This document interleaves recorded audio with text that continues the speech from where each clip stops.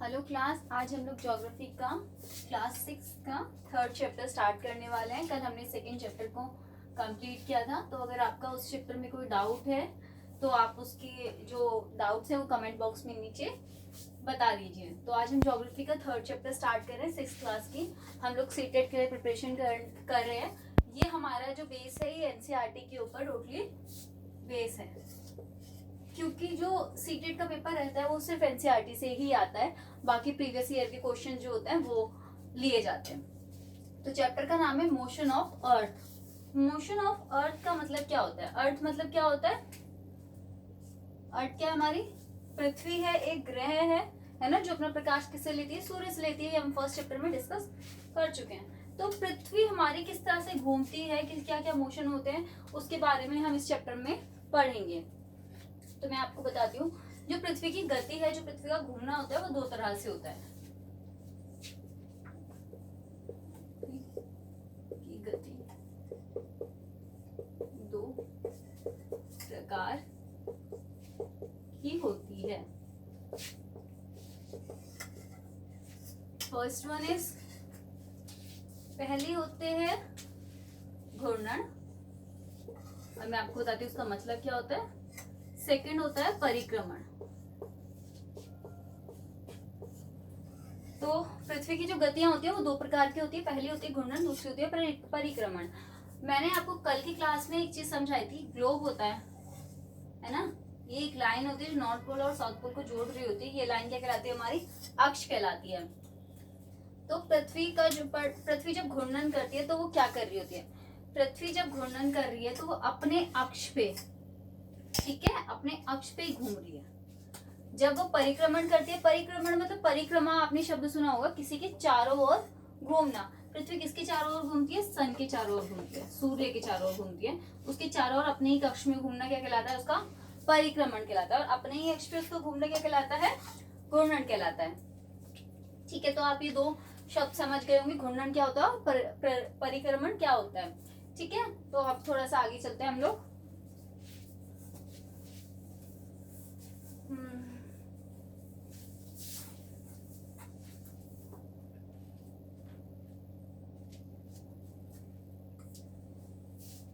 जो मैंने आपको कल बताया था कि जो हमारा ग्लोब है, ये मैंने गोल सर्कल हमारा ग्लोब था, ठीक है, यहाँ से ये हमारा क्या था? अक्ष थे ये, ठीक है। तो पृथ्वी ऐसे करके ये था ना, ये वाला हिस्सा। हमारी जो पृथ्वी है, जो ग्लोब है, उसमें 66.5 डिग्री के एंगल बनाती है। ये ऐसे, ये तो टेढ़ा होता है ना, ये सीधे यहाँ से एक एंगल बनाती है। ये जो एंगल होता है 66.5 डिग्री का यहाँ पे होता है, और यहाँ पे 23.5 डिग्री का होता है। ये क्या कहलाता है? हमारा कक्षीय समतल। क्या कहलाता है? कक्षीय समतल ही हमारा कहलाता है। ये लाइन आपको पता है ये वाली कौन सी थी? ये हमारी थी विषुवत रेखा। क्या थी हमारी? ये हमारी थी विषुवत रेखा। और ये कौन सा एंगल है? कक्षीय समतल। यहाँ से यहाँ तक ये जो कोण बनता है, यहाँ पे 66.5 डिग्री का होता है, यहाँ पे 23.5 डिग्री का होता है। ये होता है कक्षीय समतल। ठीक है, तो अभी आप इसका स्क्रीनशॉट लीजिए, मैं रब करती हूँ उसको। तो अभी हम थोड़ा सा आगे चलते हैं, क्योंकि थोड़ा और समझते हैं। कक्षीय समतल आपको समझ आ गया होगा, इसका कितना है होता है एंगल? 66.5 डिग्री, 66.5। ठीक है, तो थोड़ा सा आगे चलते हैं ग्लोब को। आप हमारे यहाँ क्या होता है? दिन भी होती है, रात भी होती है। वो कैसे होती है? कौन सी रेखा है जो दिन और रात को बराबर भागों में बांटती है? दिन रात जो मतलब डिवाइड होते हैं, वो कौन सी रेखा उन्हें क्लासिफाई करती है, डिवाइड करती है? तो ये हमारा एक ग्लोब है। अभी हम घूर्णन के बारे में पढ़ रहे हैं। ये हमारा ग्लोब है। यहाँ पे जो अक्ष वाली लाइन आती है वो ऐसे करके आती है तिरछी, और ये वाली ऐसे जाती है। ठीक है, इस हिस्से में रात है, इसमें दिन है। तो ये जो लाइन होगी ये क्या कहलाएगी? प्रदीप्तित। ठीक है, ये क्वेश्चन वाला जो था ये आया हुआ है पिछले साल, तो आप इसको ध्यान से पढ़िए। ये जो टर्म है ये भी आ चुकी है कि जो पृथ्वी है उसका सूर्य के चारों ओर घूमना क्या कहलाता है? वो होता है परिक्रमण, और अपने ही अक्ष पे घूमना घूर्णन कहलाता है। तो जो लाइन, जो वृत्त हमारी दिन और रात को विभाजित करती है वो कौन सा वृत्त है, वो कौन सी लाइन है, वो है प्रदीप्ति वृत्त। तो हम थोड़ा सा आगे चलते हैं। अभी हमने घूर्णन के बारे में पढ़ा, अब हम पढ़ेंगे परिक्रमण क्या होता है। परिक्रमण क्या होता है, जो सन है, जो सूर्य है, उसके चारों ओर हमारी पृथ्वी चक्कर लगाती है, तो वो क्या कर रही है, परिक्रमा लगा रही है उसकी, है ना। तो ये क्या होता है, परिक्रमण, ठीक है, परिक्रमण। ये 365 दिन में, आपको पता है ना हमारे साल में कितने दिन होते हैं, 365 आप बोलते हो ना, 365 दिन होते हैं। पर जो एनसीईआरटी में कितने दिन होते हैं, हमारे टोटल जो दिन होते हैं वो होते हैं 365 इन द हाफ, मतलब 6 और इसमें और जोड़े जाते हैं। तो मैं भी आपको थोड़ा सा आगे बताती हूँ कि फैब जो हमारा लीप ईयर होता है वो कैसे आता है। ये एनसीईआरटी में दिया हुआ है परिक्रमण। तो अभी मैं सिर्फ आपको परिक्रमण समझाती हूँ क्या होता है। 365 एंड हाफ एन आवर हमारा एक ईयर होता है ना, एक साल हमारा होता है। लेकिन हम अपने कंफर्टेबल के लिए, अपनी कंफर्टेबिलिटी के लिए क्या करेंगे, 365 ही रखेंगे। 365 का एक साल रखते हैं हम लोग, और जो बाकी ये जो 6 घंटे बच जाते हैं, अब आप 6 घंटे को जोड़ लीजिए, 6 + 6 + 6 + 6 + 6, ये 24 आवर बन जाते हैं, एक दिन बन जाता है हमारा। 24 आवर का एक दिन होता है ना। तो क्या होगा, हम क्या करते हैं, फैब के मंथ में जिसमें हमारे 28 दिन होते हैं, उसमें एक दिन और ऐड कर देते हैं, जब हमारे 29 दिन हो जाते हैं। जिस साल 29 दिन होते हैं फरवरी के महीने में, उसे लीप वर्ष कहा जाता है। लीप वर्ष कितने साल में आता है, 4 साल में लीप वर्ष आता है। तो अभी आपको समझ आ गया होगा कि जो परिक्रमण है वो सूर्य के चारों ओर पृथ्वी का घूमना होता है। 365 दिन का हमारा एक साल रहता है, ठीक है। और जो 6 महीने रहते हैं उसे हम कहाँ ऐड कर लेते हैं, लीप ईयर में, फरवरी में। तो हमारे जो हमारा लीप ईयर होगा उसमें हमारे साल में कितने दिन हो गए, 366। 365 हमारे होते थे ना साल में, तो ये कितने हो गए हमारी 366। हमारी जो ऋतुएं होती हैं, जो मौसम होते हैं, है ना, वो किसकी वजह से बदलते हैं, हमारी पृथ्वी की वजह से। क्योंकि जो हमारी पृथ्वी है वो सूर्य के चारों ओर चक्कर लगा रही है, जिससे हमारी ऋतुएं बदलती रहती हैं। वो हमें समझना होगा वो कैसे होता है, ठीक है।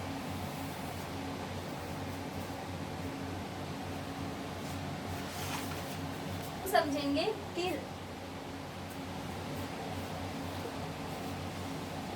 तो अब हम समझेंगे कि जो ऋतु है वो कैसे पृथ्वी के घूमने से बदलती है, ठीक है।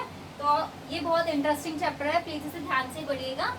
ये जो चार्ट अभी मैं आपको समझाने वाली हूँ, इससे भी सीटेड क्वेश्चन मोस्टली उठाता है। तो हम क्या करेंगे, ये एनसीईआरटी में दिया हुआ है चार्ट, ठीक है। यहाँ पे ये एक, तो यहाँ पे ये मैं आपको बताती हूँ कैसे चेंज होता है।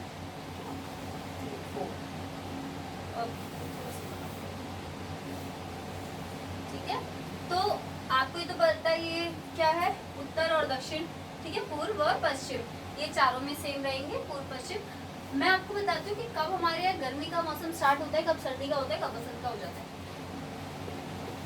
अच्छा, आप लोग को ये तो मैंने बताया था पिछली क्लास में कि जहाँ सूर्य की किरण होगी वहाँ पे क्या होगी, गर्मी ज्यादा होगी। तो अभी हम यहाँ से स्टार्ट करते हैं। ये कौन सी डेट है, 21 जून। क्या है यहाँ पे अभी हमारी 21 जून। 21 जून के दिन भारत में बहुत गर्मी होती है। क्यों होती है, क्योंकि जो हमारा भारत है वो कहाँ पे है, उत्तरी गोलार्ध में, ठीक है, इस साइड है हमारा भारत। तो सन, यहाँ पे सन है हमारा, ये सन है हमारा। अब सन की जब सीधी किरणें इस साइड पड़ेंगी तो गर्मी तो होगी। अब जब गर्मी होगी तो दिन बड़े होंगे और रात क्या हो जाएंगी, छोटी हो जाएंगी। तो इसी वजह से 21 जून को सबसे ज्यादा गर्मी होती है, क्योंकि सूर्य की सीधी किरण जो है वो पृथ्वी पर पड़ रही है। तो क्या होगा, यहाँ पे बहुत ज्यादा गर्मी होगी। फिर 6 महीने तक हमारे यहाँ गर्मी रहती है, ग्रीष्म ऋतु रहती है, ठीक है। और इसे क्या कहलाते हैं, ये क्या कहलाता है, उत्तर आयतन। उत्तर आयतन क्यों, ये कहाँ आता है, उत्तर आयतन, ठीक है। ये उत्तर आयतन है, ये दक्षिण आयतन है।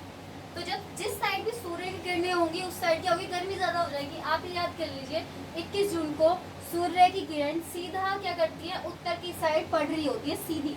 तो हमारे 6 महीने क्या रहती है, गर्मी रहती है। दिन क्या होते हैं, बड़े होते हैं और रातें छोटी हो जाती हैं। गर्मियों के मौसम में ऐसा होता है ना। और इस साइड क्या रहेगा, ये क्या है हमारा दक्षिणायतन, इसमें हो जाएगी हमारी शीत ऋतु, ठंड हो जाएगी। क्यों, यहाँ देखो आप, ये सूर्य है, यहाँ तक इसकी किरण आ रही है, ये हमारी क्या है, विषुवत है। तो इस साइड क्या है, हमारी किरण नहीं पहुंच पा रही, तो क्या रहेगी यहाँ पे, शीत ऋतु रहेगी, ठंड का मौसम रहेगा। अब हम ठीक अपोजिट इस साइड चलते हैं। अगर सूर्य की किरण इस साइड पड़ती है, पृथ्वी घूमती है ना, तो सन के चारों ओर घूमती है, सन तो नहीं घूमता, पृथ्वी घूम रही है। तो सन क्या करेगा, अगर इस साइड डाल रही है, ये ठीक अपोजिट डायरेक्शन हो जाती है। 6 महीने तक हमारी क्या रही है, गर्मी रही है। अब 6 महीने आगे चलिए, 6 महीने बाद क्या आ जाता है, नवंबर आ जाता है। तो हमारा 22 नवंबर, ठीक है, 6 महीने के ब्रेक के बाद 22 नवंबर में क्या होता है, जो हमारी पृथ्वी घूमती है और इस साइड हमारा भारत आ जाएगा। इधर का, इधर हमारा क्या आ गया, भारत आ गया। भारत में क्या आएगी, अब शीत ऋतु रहेगी, ठंड हो जाएगी अब 6 महीने बाद हल्की हल्की। और ये क्या है, दक्षिणी आयतन, यहाँ पे सूर्य की किरणें सीधी पड़ रही है, तो यहाँ क्या रहेगी, ग्रीष्म ऋतु। ये ठीक अपोजिट हो जाता है और ये क्या कहलाता है, दक्षिण आयतन। जैसे वो उत्तरी आयतन, ऐसे ही दक्षिणी आयतन।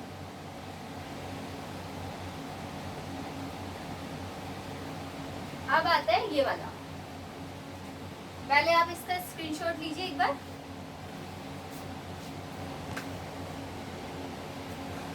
आपने स्क्रीनशॉट ले लिया होगा, तो मैं आपको थोड़ा आगे बताती हूँ। ये दोनों हम पढ़ चुके हैं कि कहाँ पे गर्मी पड़ती है, कब सर्दी होती है।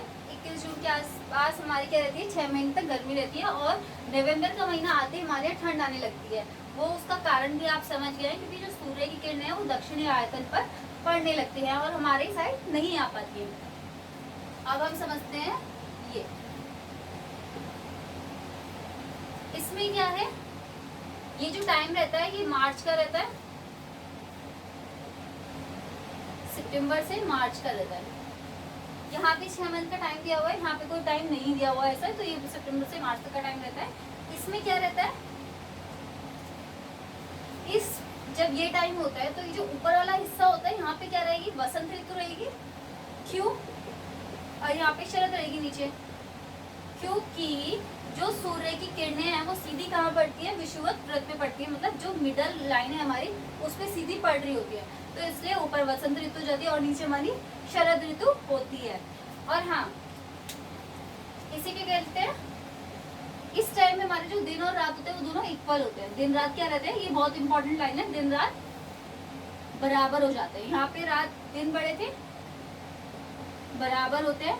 इसे क्या कहते हैं, इसे कहते हैं विषुव। ठीक है,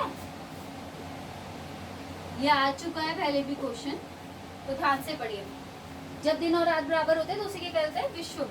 क्यों हुए यहाँ पे, क्योंकि जो सूर्य की किरणें हैं वो सीधी हमारी जो मिडल लाइन होती है, जो ग्लोब को 2 इक्वल पार्ट्स में बांटती है, उस पर पड़ रही होती है। अब ठीक अपोजिट इसके कर दीजिए, वहां पे वसंत ऋतु ऊपर थी, यहाँ पे वसंत ऋतु नीचे की साइड में रहती है और ऊपर शरद ऋतु होती है। ठीक है, इसके जैसा ही अपोजिट हो जाता है और यहाँ पे भी दिन और रात क्या रहते हैं, इक्वल हमारे रहते हैं।